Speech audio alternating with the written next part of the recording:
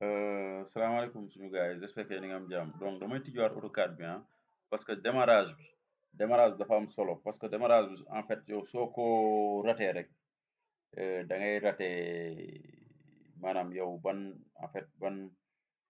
sa mise en page mën nga ko raté aussi li nga bëgg a def en fait parce que dafa am 3D xam nga pour tey booy dessiner ci angle ak yooyu yëpp quoi trajectoire yi donc léegi yow yaay xool en fait ban fichier nga war a choisir en fait tey su ma demee comme tey ma def nouveau comme tey ma def nouveau projet gis nga fii fi ma bës ni A bi ma def nouveau projet su ma defee nouveau projet léegi am na benn ci suñu benn apprenant moom nee na bu dessiner rond maanaam bu dessiner cercle day ovale maanaam bu dessiner cercle day ovale effectivement xam nga la moo tax muy ovale parce que en fait page bi mu jël la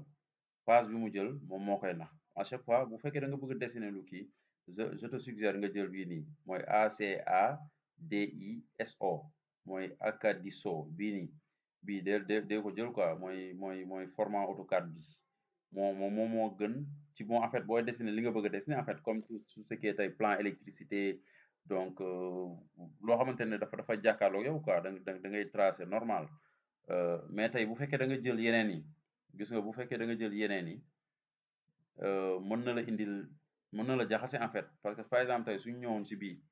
comme ñu ñëw si bii comme bon xam nga de manière standard bii lañu war a jël Acadiso bi léegi imagine ñu ñëw si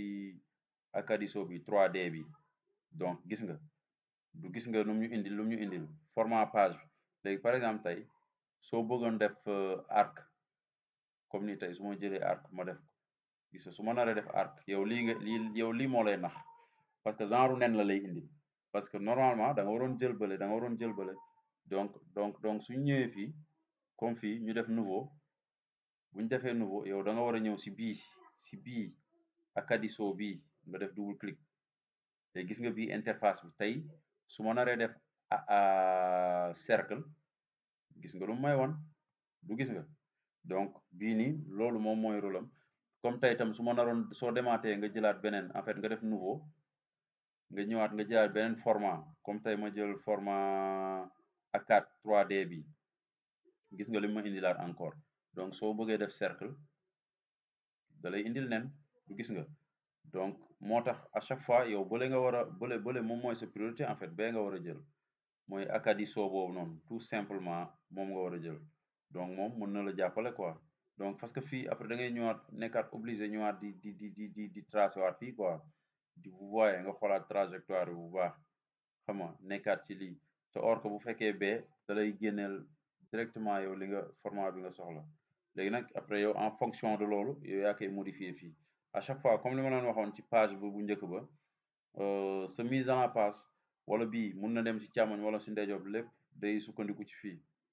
mais de manière standard man lu mu leen di conseiller mooy dee leen jël bële na le parce que bon bu fekkee da ngeen bëgg dessiner plan électricité dee leen jël bële quoi boobu moom c'est plus simple en fait du la indil benn jafe-jafe quoi moom mooy da ngay def nouveau boo defee nouveau nga dem ci Acadiso bi comme fii bii tout court donc déjà yaa ngi gis donc bii da nga koy am dans l'ordre léegi nag bu la neexee comme tey mun nga structurer ko xama rek yaay xool ban kii ngay kii mais bu jàkkaarloog yow si ngay gën a mën a liggéey li nga bëgg a liggéey en fait mu jàkkaarloog yow si ngay gën a mën a liggéey li nga bëgg a liggéey donc léegi nag ñu ñëw si yeneen yi mooy comment déplacer rotation bi waxoon nañ ci miroir bi ñu ñëw si ak mise à l'échelle parce que tey bu fekkee plan la bu ñu la jox déjà il faut nga def ko il faut le mettre à l'échelle